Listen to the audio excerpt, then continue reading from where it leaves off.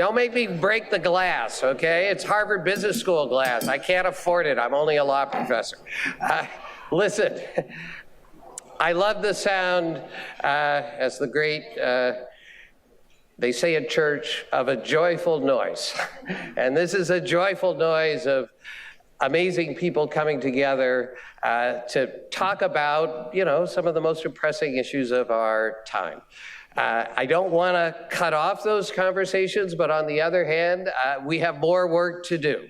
We did feed you so you could be fueled up for the afternoon, but we really have, in some ways, the real work of the conference is only beginning, because everything we've done so far is really to set the stage for the hard issues that we have to grapple with.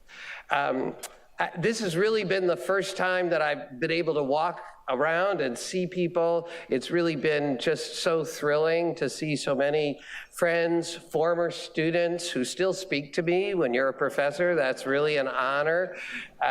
So many distinguished people from all different fields, all different areas who are coming together here.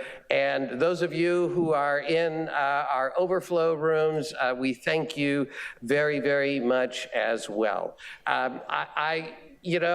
Somebody said, you should recognize all the distinguished people in the room. Then we'd be here for the rest of the afternoon. There's so many distinguished people. But I do want to say two quick things before we get on to the program. One is to recognize a distinguished person who has really gone out of his way to be here and who perhaps knows more than anyone the full brunt of the issues that we're talking about today, and that is His Honor, the Prime Minister of Jamaica, Andrew Holness, who is here with us today.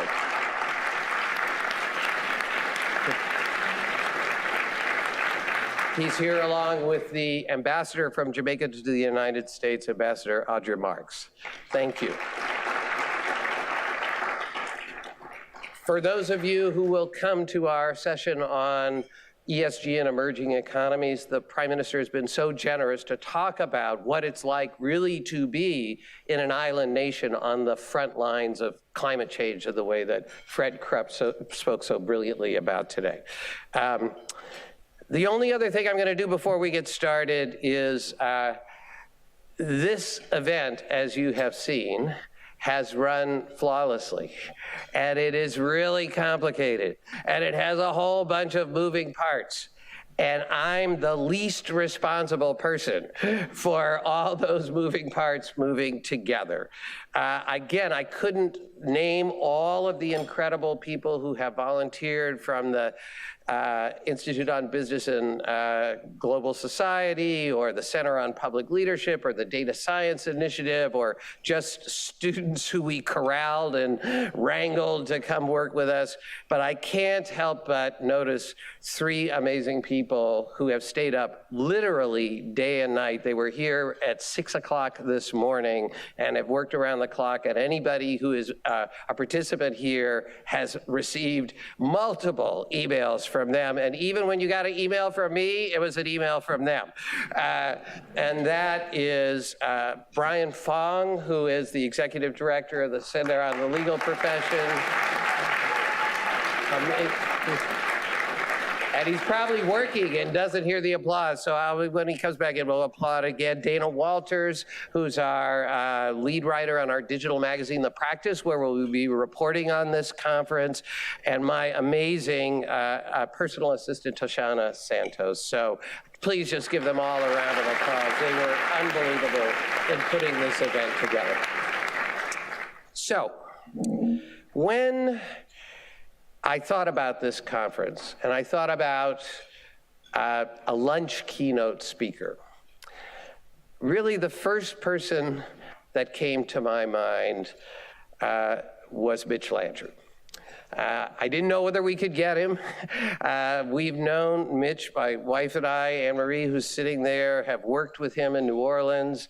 He was here as a fellow at Harvard.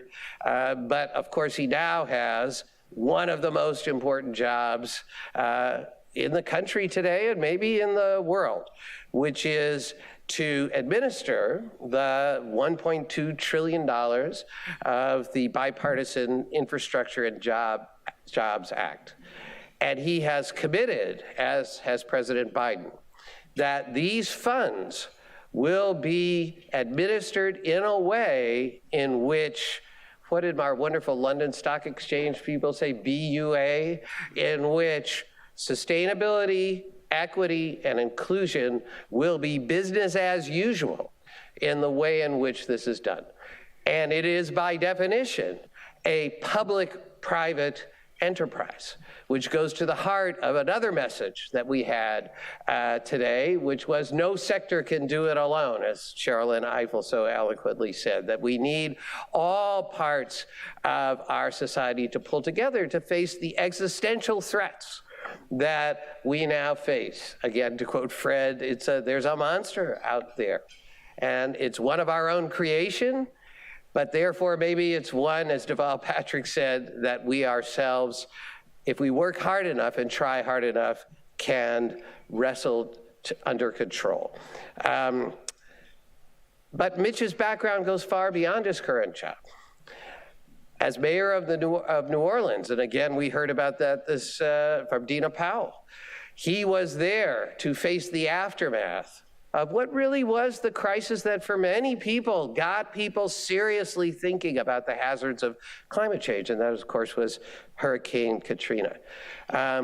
He then has been at the forefront of thinking about how do we deal with our nation's complex history. When he gave, in my humble opinion, one of the greatest speeches given certainly in the last 50 years, maybe longer, in which he talked about the decision, not an easy one for the mayor of New Orleans, to take down Confederate statues which had been in that city for many years. It's a brilliant, brilliant speech. Please Google it and listen to it if you haven't heard it. So I said to myself, there's nobody who can kind of pull these themes together and talk about where we go next, which is how do we implement these things and how do we make them, the right commitments, accountable, measurable in the way in which we've been talking about than Mitch. I called him. He said, I'll try my best. He worked it into his incredibly busy schedule. And he was all set to be here with us in person until last week, when, as many of you know, his legendary father, Boone Landrieu, passed away.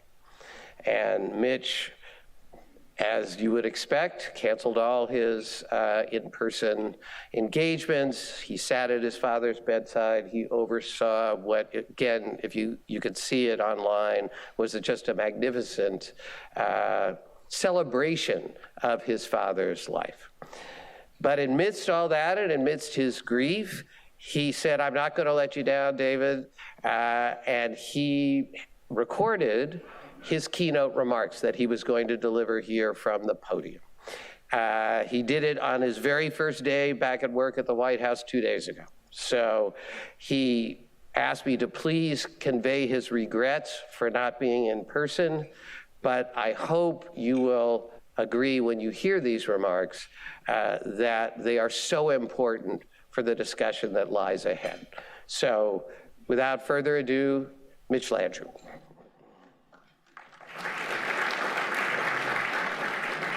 Good afternoon, everybody. I'm so sorry that I can't be with you there in person, but it was important to me to be a part of this incredible event. Coming together across sectors, across organizations, and across the country is how we will get things done. We need every one of you to help build a better America, to lower costs for families, which is the president's top priority, to ensure that where you live or the color of your skin does not define if you're going to have access to critical resources like clean water, high-speed internet, or a clean energy future. Big issues like these call for big solutions. We should not and we cannot get stuck in politics or in ideology. We must find a way or make one. Of course, there is no better way to help bridge the divide in our country than to fix our crumbling infrastructure. After years of dead ends and broken promises, President Biden brought Republicans and Democrats together to actually pass this historic bill. Today marks exactly 10 months since the president signed the bipartisan infrastructure law. Today, we're already breaking ground on thousands and thousands of new projects. We're moving beyond infrastructure week and ushering in an infrastructure decade. In these first 10 months, we're seeing this law start to make a real difference, creating better jobs and transforming communities in tangible ways. We've announced over $110 billion for highways, for bridges, for ports, for airports, including the $62 million we just announced yesterday in Boston at Logan Airport to help rebuild the international terminal. We're going to rebuild water and sewage systems, high-speed internet, and clean energy infrastructure. We're igniting a manufacturing boom across the country. Manufacturing employment has grown by nearly 650,000 jobs, and construction of new manufacturing facilities has increased by over 100% in the past year. We've made Teddy Roosevelt-level investments in conservation, $1 billion to clean up the Great Lakes, another $1 billion to rebuild the Everglades in Florida, and $21 billion total to clean up harmful Superfund and brownfield sites, reclaim abandoned mines, and cap orphaned oil and gas wells that dirty our air and water. We've got over 5,000 projects all across the country that are identified or are already underway. These investments have real impact for real people. They're changing the lives of people like Deanna, who I met in Milwaukee, whose son Aiden was hospitalized twice with lead poisoning from the pipes in their house, forcing her to move from her home just to take care of her son's health.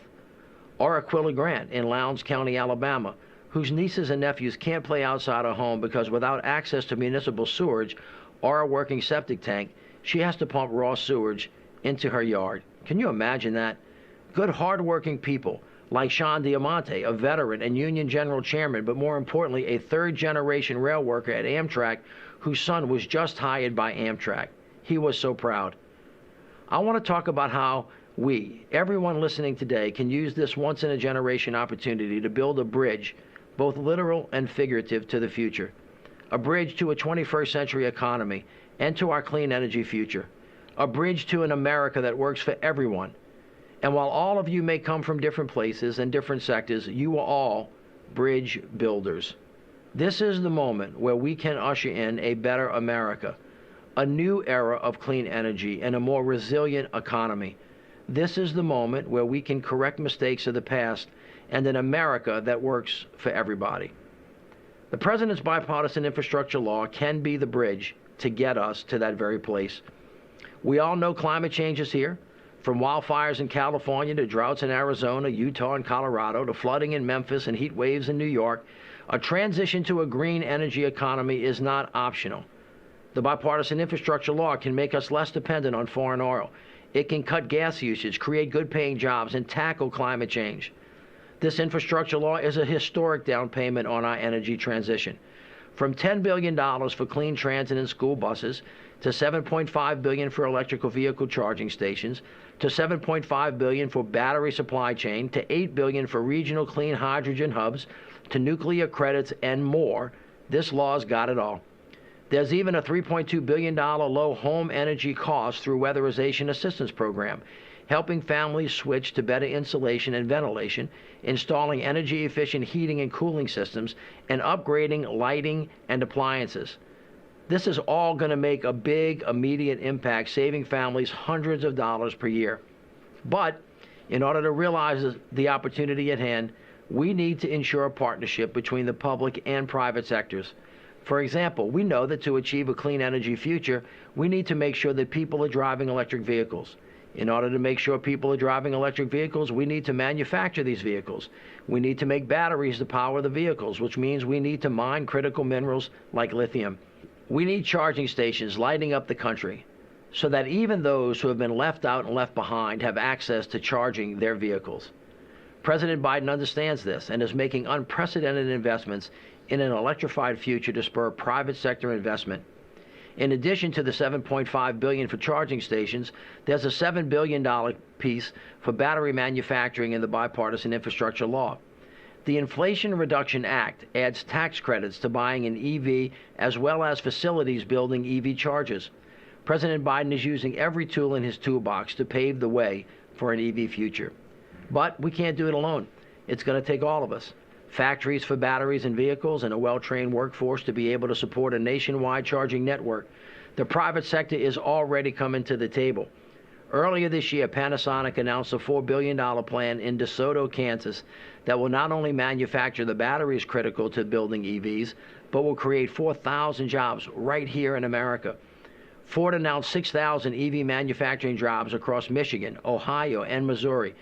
Just yesterday, ABB announced a new EV charging manufacturing facility in Columbia, South Carolina, capable of producing 10,000 chargers a year.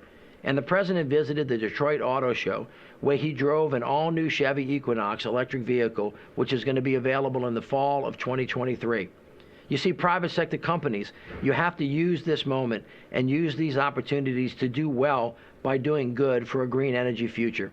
The companies that invest now will be the ones best positioned for our new electrified economy.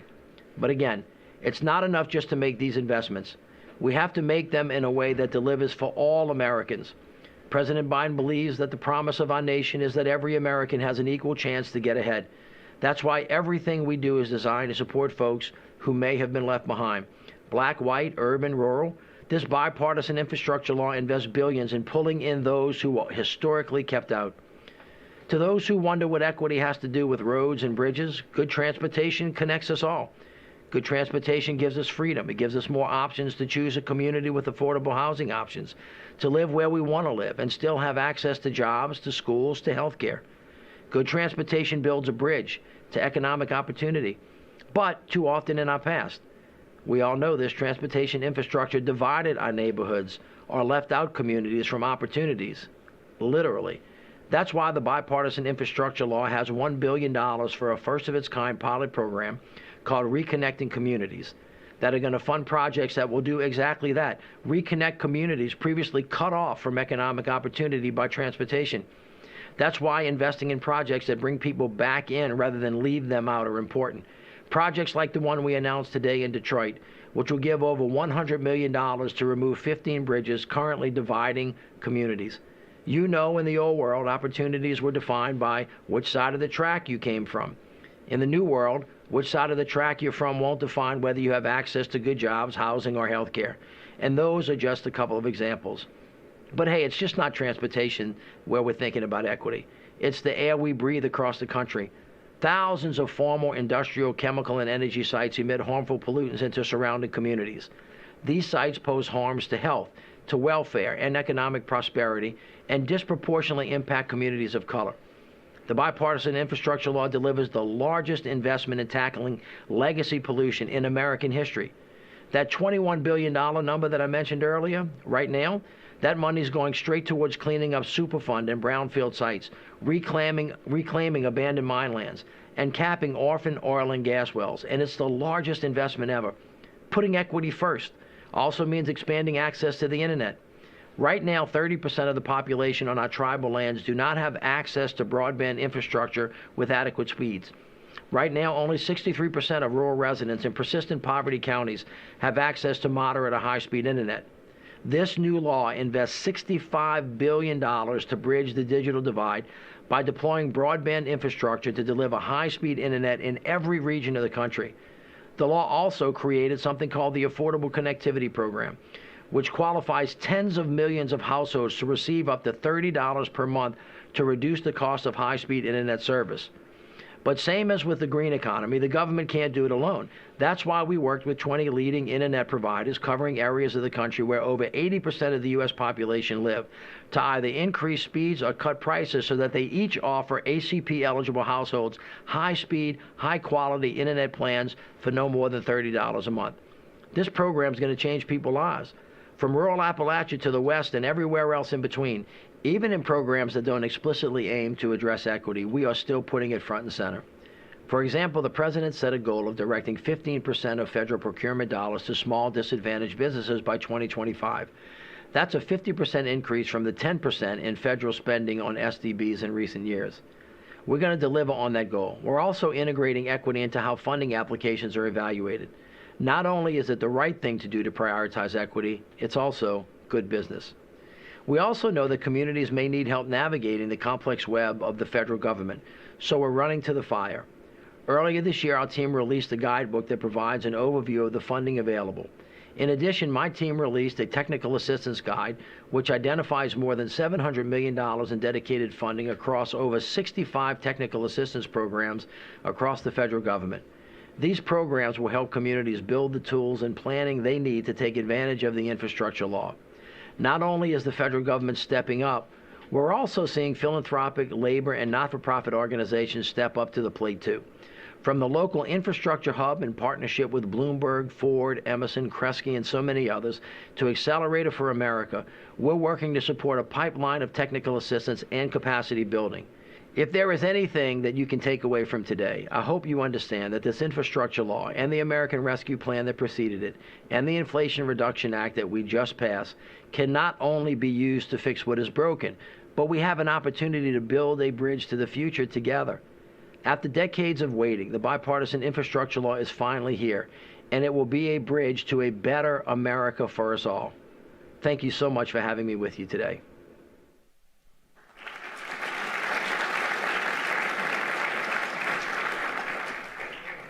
It'll mean a lot when I talk to Mitch how much you appreciated those remarks. So there's real money here, okay? We're talking something that starts with a T, okay? $1.2 trillion. And you heard a lot of commitments here.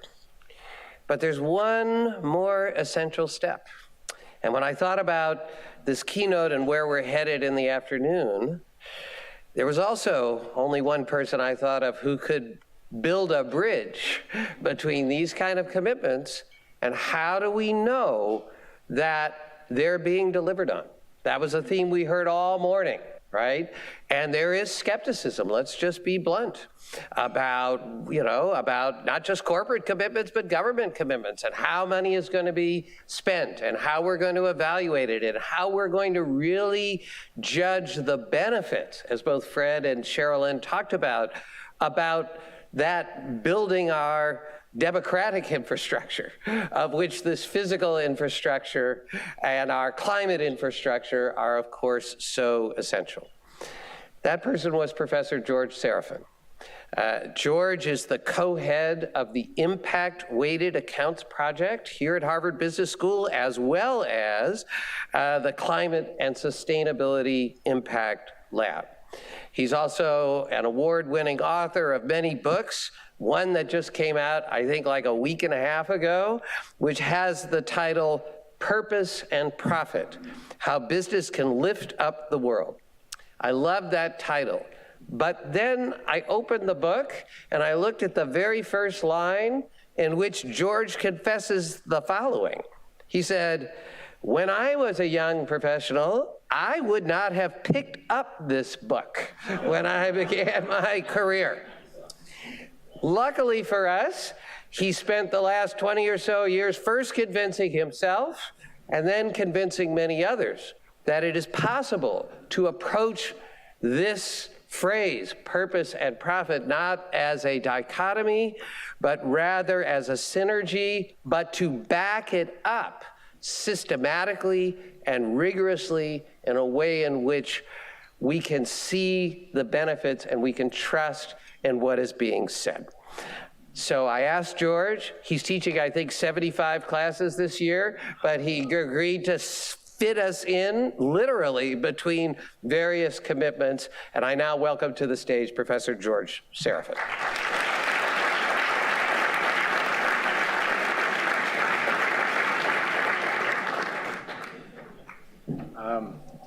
Thank you very much. It's a great pleasure to be here. When first David asked me to speak about accounting, I asked him, "Are you sure?" And the second question is, who you don't like in the audience, just to make sure. But we'll try to keep it actually interesting because it relates to many of the topics I think that you have been discussing throughout the day as it relates to accountability.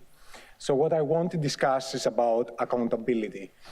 And I want to start by recognizing the fact that in the last decade, we have seen an exponential increase in the number of companies and organizations around the world that are measuring, analyzing, and reporting their performance on environmental, social, and governance issues, and that increasingly investors are also analyzing that data. So a consequence of that activity has been a very different landscape of what gets measured and disclosed by companies and what investors and other stakeholders are using as sources of information. So given that achieving environmental and social outcomes can be positive, neutral, or negative to the financial performance of a company, depending on the types of activities that are being pursued, the quality of management implementation, and of course the change in competitive dynamics. 10 years ago, investing in electric vehicles probably was not the same economics as doing now for many of the automobile manufacturers. The shift in measurement and disclosure has also given rise to an active search for opportunities when it comes to deploying capital. And of course, it has opened a discussion around the role of the corporation society and what is an evolution of an accounting systems that define what success is in society that actually complements the role of the corporation society. So let me actually outline a little bit about how I view a paradigm shift that is happening in our measurement system, and then some criticism of that and what might be a way forward. In his book, The Structure of Scientific Revolutions, Thomas Kuhn outlined how society progresses over periods of time with conceptual continuity, and then you face a discontinuity. You face actually a pretty significant paradigm shift, and I think that paradigm shift is currently happening in the accounting system. Financial accounting, traditionally thought as a method of record keeping of assets, liabilities, revenues, and expenses, defining profit, has changed in many significant ways over the years, but in many significant ways has not changed at all.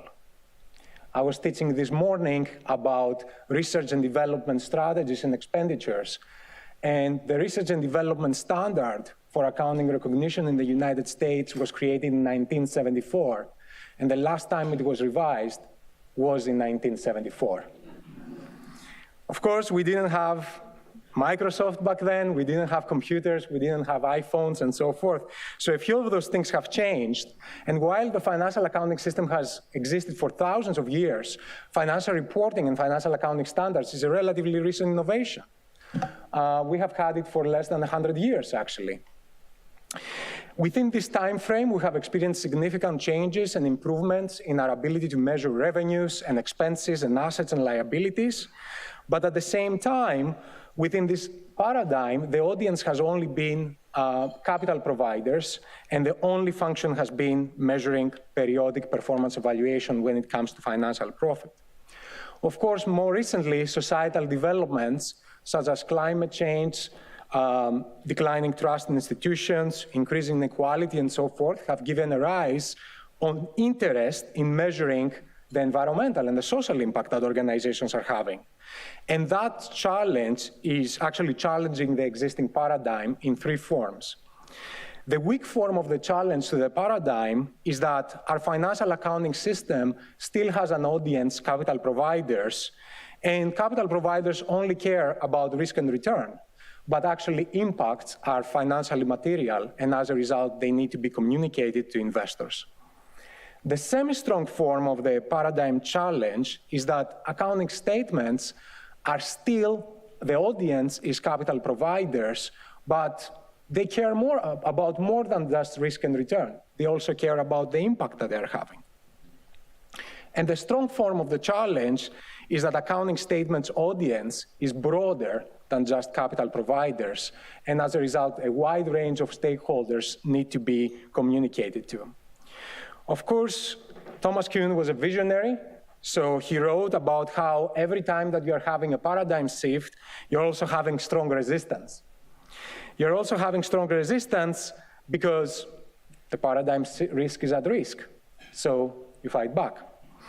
So skeptics raise two main concerns when it comes to accounting and expanding the role of accounting. The first one is that it cannot be done. And the second one is that it should not be done. For historical context, it was the same exact arguments that were generated in the United States when the general accounting accepted principles were actually designed. When they first came about and they were proposed, they were criticized on the basis that every organization is unique and that accounting is more art than science. So we would never be able to develop that. And of course, they were opposed because they would impose substantial costs on companies, and in some statements, they would be the end of American capitalism. Of course, hindsight has proved those arguments wrong. Actually, accounting standards is one of the few things that exist in every country around the world, and in fact, has been a necessary condition for the creation of large-scale capital markets that have fueled access to finance, growth, and job creation around the world. Resistance to the weak form of the paradigm shift rests on the argument that investors do not need this information, as this information is just not important when analyzing companies. So information that relates to culture inside the organization, information that relates to the ability of the organizations to attract a diverse set of talent and retain a diverse set of talent, information that relates to organizations' waste generation, greenhouse gas emissions, information that relates to abilities of organizations to actually act in ethical ways and so forth, it's just not important. Of course, over time, we have seen more and more investors that are using this information because in some industries, some of the information is actually important about understanding the strength of management quality and the strength of business model quality. So now the criticism primarily rests on the argument that impacts just cannot be measured. Of course, there is merit to this argument because the measurement of many impacts is actually very, very difficult. For example, product impacts can be notoriously difficult to measure because they tend to be very idiosyncratic. And of course, the measurement of well-being, for example, and effects for employees can be subjective. The response, I think, to this criticism is that our ability to measure those things really depends on our ability to start measuring those things. And over time, we will make improvements. And if you start with a minimum viable product, it will look not very good. And over time, it will look much better. I'm pretty sure that anybody that would try to drive a BMW from the 1960s wouldn't be very happy. And I'm pretty sure that the first iPhone doesn't look as good anymore. But both of them have improved pretty dramatically because somebody started doing something. So I think it's the same kind of idea that we need to understand here. Now, the objection to the semi-strong form of the challenge is that investors should not care about impact. There are many lawyers here that will debate for a long time about fiduciary duties. They are the experts, I'm not, I will leave it to them. But the underlying reality is that the impact investing market, for whatever reason, has been growing very fast, and there seems to be increasing interest about measurement of impact. The objection to the strong form of the challenge is that the audience for accounting statements should be capital providers. Other stakeholders do not matter. The problem with this argument is that it rests on normative grounds. It is actually incommensurable to reconcile those two perspectives without first reconciling what is the role of the corporation society. So I think discussing about that actually allows us to understand whether the strong form of the challenge is relevant or not. And I'm sure that in many of the panels you will be discussing about that. Another objections relate to the idea that actually measuring and valuing impacts, which is a necessary process in order to have a common measurement base that allows us to compare impacts and to be reflected in accounting statements, it might be bad. It might be bad because it might lead to the degradation of morals and values in society. What if we start measuring things that we shouldn't be measuring? Well, That resonates with me, and certainly there are things that I don't think we should be the value on this. But that doesn't mean that there are no things that we shouldn't put value on them. And let me say also that the fact that we haven't put a price on carbon, on forests, and on clean oceans did not lead our morals to take care of the planet. It has led to a climate catastrophe with global average atmospheric carbon dioxide of more than 410 parts per million, the highest concentration in 800,000 years, the loss of 35% of mangrove forests, 40% of terrestrial forests, and 50% of wetlands, and at least 8 million tons of plastic ending up in the oceans yearly. The third response, which relates to the track record that we just described, that we have as humanity, is that not measuring those impacts is actually a value judgment in and of itself. Not measuring and valuing our impacts actually puts a value, and that value is 0. So the mere fact of not doing that actually describes the values that we have. Which brings us to the idea of standards, and I'm sure that you touched on that, especially in the context of the Securities and Exchange Commission. I think standards can be very, very valuable. I define a standard as a methodology that over time becomes widespread, widely accepted, and allows for the data to be linked with other data in a standardized way. Under this definition, standards can make the information more decision useful and actually make other data more valuable once you start connecting them. And of course, we have many such standards that are emerging over time. Some examples include the Greenhouse Gas Protocol, of course. Other standards relate to certifications, such as the Forest Stewardship Council, the Rainforest Alliance, or LEED Green Buildings, that identify desirable social and environmental practices, or industry initiatives such as the Extractive Industries Transparency Initiative that defines payments from companies to governments around the world and reconcile those payments. These are important activities because allow us to link data with other data and to make meaning out of them.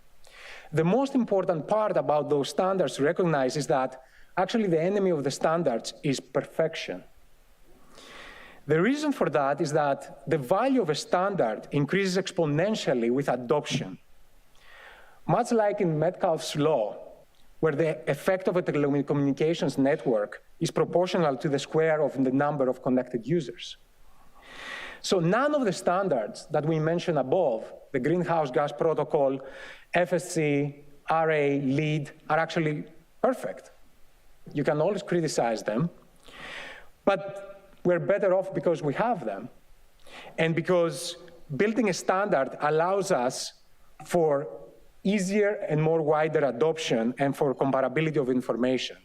So if we are going to all row towards the same direction, companies, governments, investors, to solve some of the pressing problems that we have, we better have some accountability mechanisms that provides alignment for all of us.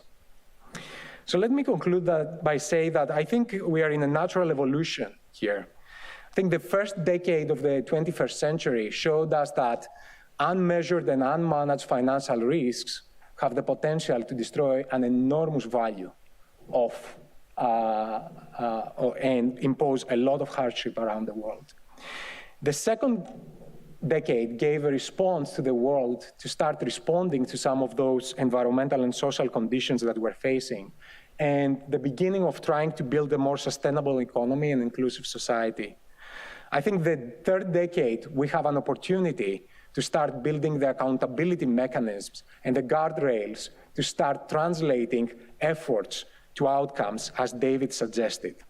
And I think while that is not a sufficient condition to start improving outcomes, I think that accountability mechanism and the measurement that comes with robust accounting is a necessary mechanism.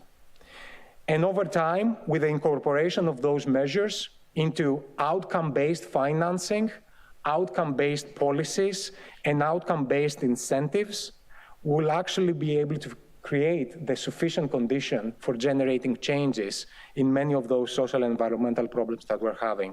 We're working towards that. A lot of people are working towards that, and I think it's one of the most important ingredients. Although I do recognize that accounting sometimes is not a page turner.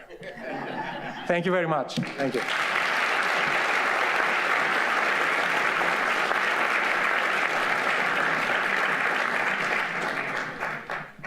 I think the genius of George is he can make it into a page turner, and I highly recommend the book. I can't help but say, although we found in that 2 talks that President Biden is a car guy and George is not, because those of us who like old cars. Anyway, listen, this is the perfect link to what in some ways is the heart of this conference, and the reason why it's at an academic institution, because we've said a lot about the state of the world. We've said a lot about the definitions of the problems. We've said a lot about, in theory, what things we might do. But now it's time to roll up our sleeves and go to work. And so we reserved, in fact, the kind of longest block of time in this conference is what comes next, which we call thematic sessions. We have 7 of them running concurrently, and they address what, in consultation with others, people said are really some of the most difficult challenges that people in the field are facing. And one of the things I'm very proud about this conference is we have so many of you here who are actually in the trenches, rolling up your sleeves, trying to make progress on some of the commitments that have been made. So we have a session on metrics, we have one on sustainable finance, we have one on public statements and engagements, another one on workforce equity, another one on ESG and emerging economies, in which the Prime Minister has graciously agreed to be with us, one on the role of the board, which has come up a lot in my friend Lucian's presentation and elsewhere, and one on something that's really ubiquitous throughout our discussion, which is the role of government as both regulator and partner. Each of you has been assigned one of these. We tried as best we could to give you your first choice, but again, we were delightfully oversubscribed in all of these. But we have made a commitment that we are going, these sessions are Chatham House rule, let me be clear. So in other words, what is said in those sessions shouldn't be attributed to any particular person, but we do have wonderful students who are gonna take down the substance of what's said in each of the rooms, and we promise to give that back to you in a form in which if you couldn't be in one of the rooms that you'll be able to get at least the key points or the essence of what's discussed there. Each of them is run by a recognized expert in the field. And I thank all of my colleagues throughout the university and elsewhere who have agreed to do that. They helped us to organize them. They're going to have real case studies where you can really look at things that are really going on and grapple with them and see what you can learn from them. So without further ado, I'm going to ask you, all of them are in the same building. You come out these doors and you take a left. Basically the building's out that way. It's called Batten Hall. We'll have people there. By the way, Brian, again, making sure I don't screw things up. That is Brian Fong. Please give him another round of applause while he's in the room. Okay. You can see he doesn't trust me when there comes to be important things to do that he has to be there.